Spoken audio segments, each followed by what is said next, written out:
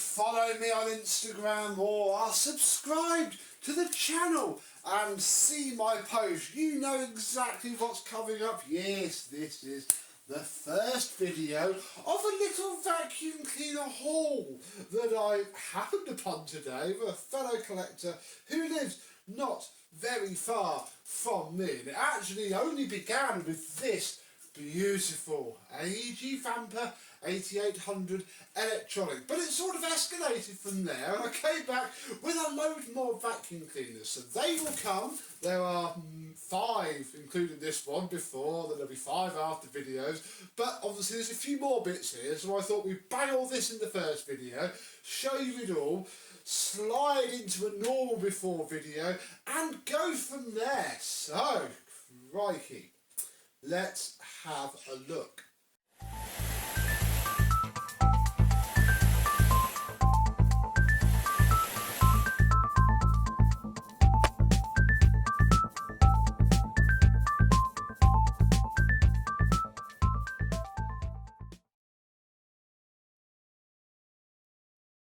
Yes, hello, my vacuum cleaner chums. How are you today? I thought I struck gold with just this beautiful AEG, but no, it got a whole lot better, and we have a few miscellaneous bits that aren't really worth a full video, so we'll get them in here so you can see them, and we'll dive straight in with this. This is a hard floor tool. We're not entirely convinced it's a genuine pneumatic tool. Equally, pneumatic tend to get their tools from China anyway nowadays, so it could be that. So that is why the wizard is here. Yes, not the car wizard, the vacuum wizard, because yeah, it is, in theory, a pneumatic hard floor tool, and it should fit nicely on the back of the wizard's parking slot.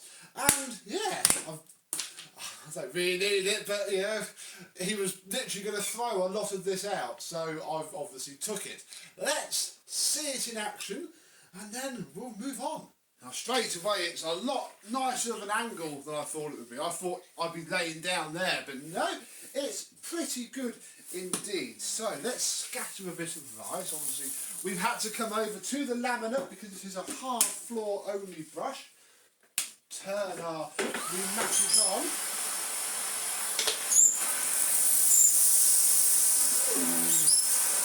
Very nice indeed. I mean, it's no Miele Parquet Pro, you know. Nothing's really as good as a Miele Parquet Pro, in my humble opinion, but it's another tool that I have that will fit the NBV 190NX, which is still providing sterling service. All this 12 vacuums in 12 months, 6 cornices in 6 months. This still gets used daily. You just can't beat a nice hose. Again, in my unhumble opinion. Right. First bit ticked off, let's move on. Because we have, as you can tell, some Miele stuff. We have some, and this is all from this era. Look, and I have a duplicate, which is interesting. So this will get scanned in and put on my blog, oldhoovers.blogspot.com, if you haven't seen it. But yeah, look at this, look. And I mean, we've had one of these pretty flipping recently. We rebuilt it for Mr. James. In fact, I've still got the shell in the back garden, the shell of this one, the S228i. It's too knackered to do anything with at all. So, problem is though, I have a lovely brochure. Can't imagine that's going to look that white anymore. A lovely brochure with, ooh, I've never seen the large floor attachment before. The power brush, and obviously you can tell that we have a power brush.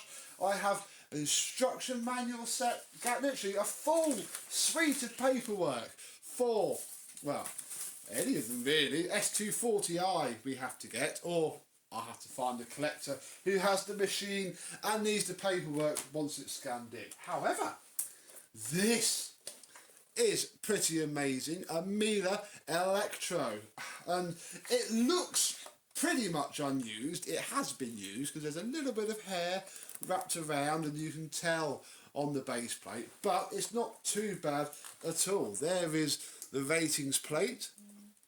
And I've never had a Miele turbo head like this before. It's pretty flipping cool. Has the cable and the plug, and coming up, and I'm going to reference this a few times, especially with the AEG, for reasons which will become apparent later. I've been collecting power heads and the stuff to convert said power heads to fit any vacuum cleaner. That video is still to come. I haven't actually done anything on it yet, which is a very good reason. But looking at the cable, I'm probably going to swap the cable out to more suit our needs. But we will see this one day, I am sure. Very nice. Miele Electro. I've got nothing to plug it into at the minute, so we cannot do much about that. Also have the manual for said Miele Electro brush. Very nice indeed. In fact, we might be able to do something with it, spoiler alert, but I don't think I've got one that new. Yeah, lots of, well, obviously only one page is in English, the rest is in foreign, but that's fine. Very nice to have. We then have a smattering of stuff. There's a post motor filter for a Dyson, always handy to have. I have the cardboard packet for some Electrolux twin turbo brush. Literally, he was getting his stuff out, telling me, take it, please. We have some Banner vacuum cleaner bags suitable for a bit of, well, you've seen the pictures, decade 80, that will come. I'll honestly say we're going to use those, but I have them anyway. We have some fairly vintage looking one-way adapter bags, universal fits all bags, and I've got a few of these sort of things for, you know, in HEPA flow form. Sadly, these are paper, but you never know. And then we have some bags for the AEG. Oh, an original box packet there, but hey ho. Do have some paper bags for our 8800, although I do still have the nice HEPA flow bags that I bought from my AEG, which is now fully going. That was trash anyway. This is what I really wanted, but onto that in a minute. We have a Hoover Pure Power activator brush roll, which is actually quite handy. I've had a modern horrible Pure Power dust manager in the shed for ages, which has needed a brush roll, so we might finally be able to see that. We have this Sebo ETH power head in excellent condition. Again, a prime candidate for my Fits All Turbo Head series, but equally this will fit my C2, so maybe it's time to get my Sebo C2 Electro out so we can plug this in and give it a really good go, because again, I've got nothing that it fits at the minute, but ooh, that's gonna be quite beefy indeed. And then there's this Fax Spin Scrub Wash Head, and this is all the more painful really because I've still not got the 6130 SX watertight. I need to find a new solution tube for it, but when we do, oh boy, are we going to give this a go. Spin Scrub Head. These are surprisingly hard to find. They went through a stage of sort of being relatively easy to get hold of, but ooh, let's have I don't know if you'll see it. It does have a crack in there, so we're going to have this apart and give it some Q-bond before we do much with it. But yeah, these are surprisingly hard to get hold of now. You might see them on eBay if you're lucky, but I haven't for a while, so that's excellent. Needs a little bit of repair, but as you know on this channel, that doesn't bother us in the slightest. So yeah, awesome there. Brilliant. Right, that's all the miscellaneous stuff out of the way. Let's have a look at this beautiful machine. Now, as you know, I have something like this in that other collection actually. Cool. I do get a lot of other people's stuff. The lesser model, the one I cannot remember the name of it. Comment down below.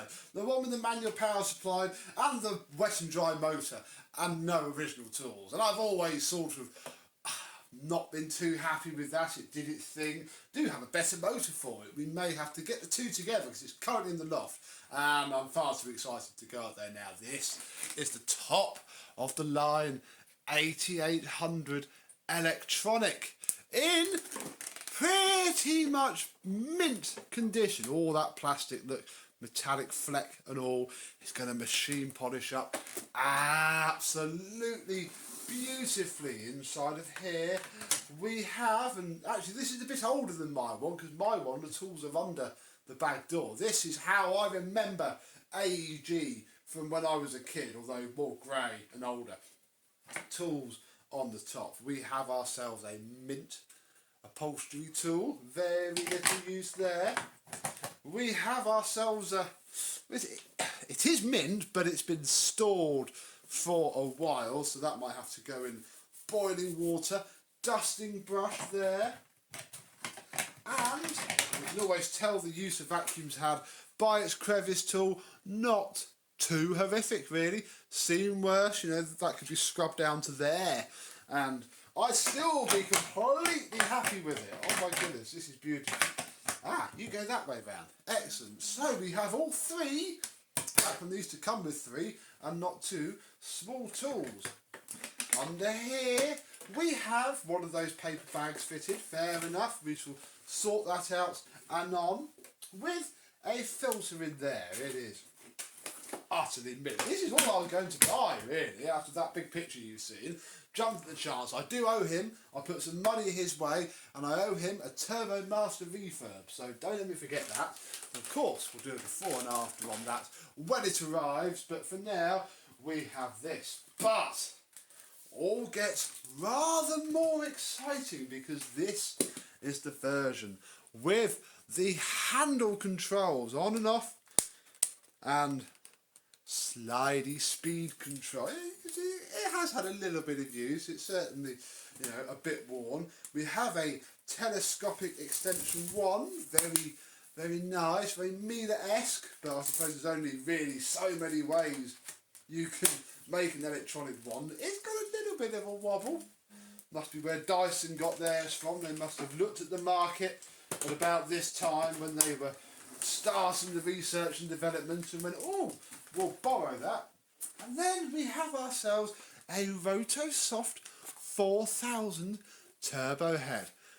Very nice indeed. It's seen a bit of use, but that's never bothered us before. Right, not actually played with this yet. I'm doing all of this for you live. So, let's get some power to the old girl. See how she works.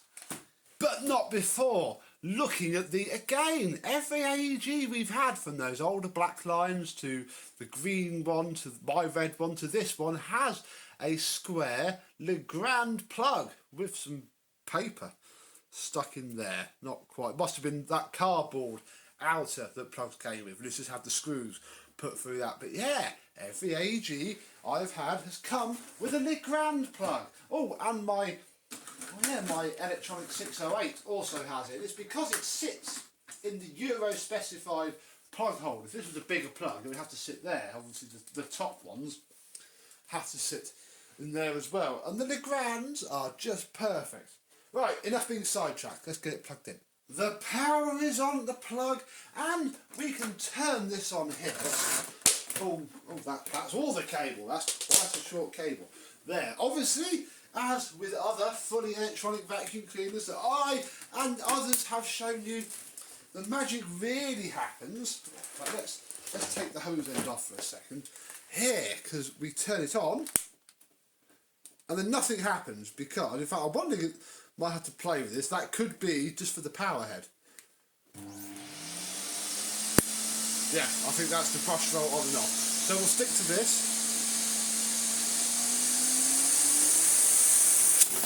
Oh. Crikey, the whole casing flexing. Wow, amazing. Amazing, amazing. Runs really well.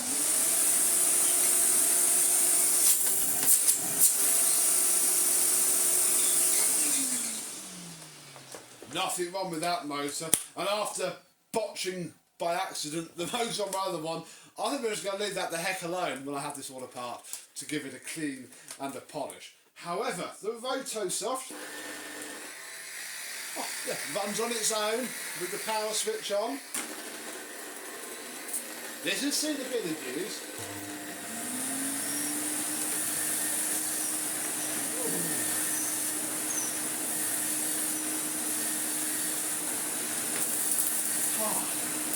This is lovely. Full power. It's still very, very quiet. This is how AEG used to be, folks, before Electronic got hold of them. This is as lovely as they were. Oh, big, lazy motor with a big German chassis. Oh, it's just, I don't think it is lovely. It is trying to leave a track mark in my road. You can see it. Turn that off as well. How amazing is that? I paid an absolute bargain for this, in my opinion, and I am very pleased for it. But there is one more thing. I shall just put the Rotosoft 4000 down, because a fair few weeks ago now, actually, from our very own lovely Mr. It Beats as It Sweeps as It Cleans, Ibasiak, had some stuff on eBay, and I bid and won one of them. I won a brand new Rotosoft 4000 being sold by Mr. Roger for, again, an absolute steal. I was the only bidder. And I'm so glad that I am quite lazy, because this was bought with the idea, same sort of reason why I've got these and other turbo heads, for a future video on, you know, making it fit everything sort of thing. I even got as far as working out that that was where I needed to cut a hole in it to fit. I was so glad that I'm a bone idle, lazy, or no spare time at the minute person, because what are the chances that I would just happen to have a Rotosoft 4000 head lying around? I think you can tell where this is going. Well, I don't know if it works, so we best test that out first. Hey, oh, that sounds better. Much better. The brush roll is still quite soft, can't lie, but I think that's just what it is. But this now belongs to this. This used one now belongs in my pile of random floor heads. Oh, isn't it lovely when things work out? I would have been gutted if I'd have cut that up already, although I'd have done it in a slightly reversible way, but you can't reverse a big hole. Let's get the rice back out that I seem to have. I eat this as well. Not obviously this rice, the rice in that box. Let's Rotosoft this mess up. I'm going to stick to quite a low power. Yes! Oh, beautiful. It is digging in a little bit. If I jack the power up, it really goes for it. Oh, yeah.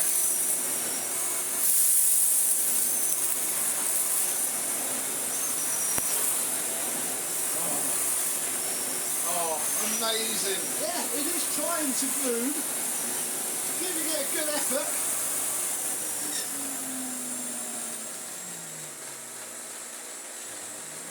That is running.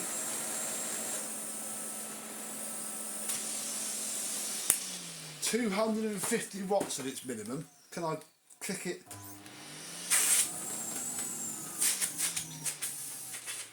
Yeah, that turns it off. Astonishing power. Oh, I'm in love. Definitely a keeper is this. These don't come round all the time. Look, it's even got its ratings plate, which my one hadn't. I don't think you can date them at all.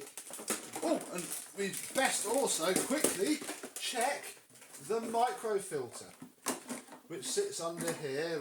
And there's two of them. Oh, 3 of them. Wow.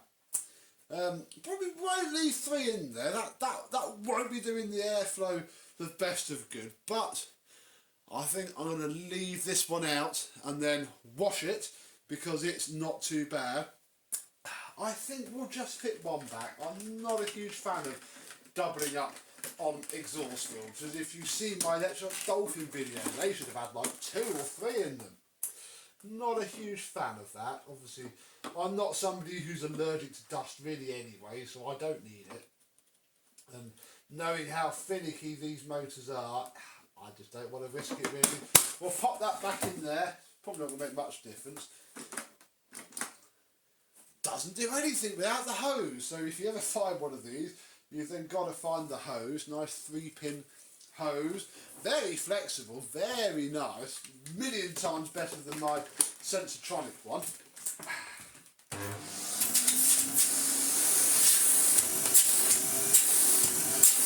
Yeah!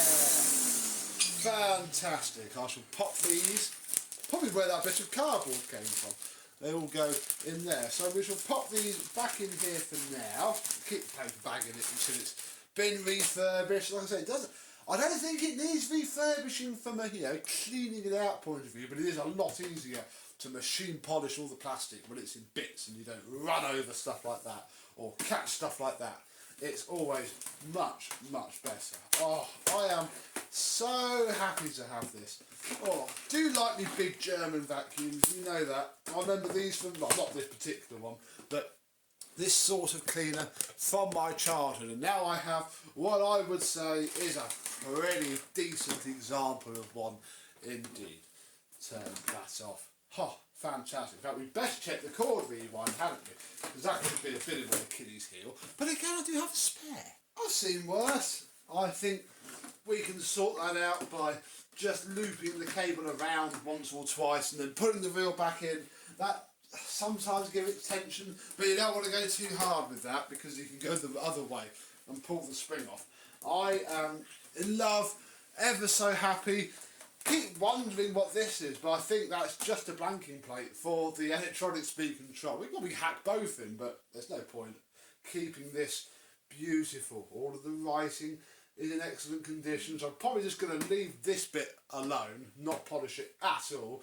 The rest should absolutely sing when we are done with it. So, oh, very nice before video this. Very good indeed. Have you ever had an AEG Vampyr 8800 or another top of the line one of these? I did a black one. I had one many years ago, decades ago now. I don't think it was the electronic one as in the handle, but it was certainly a very high-end one. Oh, I remember these being in the shops. Would have cost hundreds of pounds. It probably would have been 300.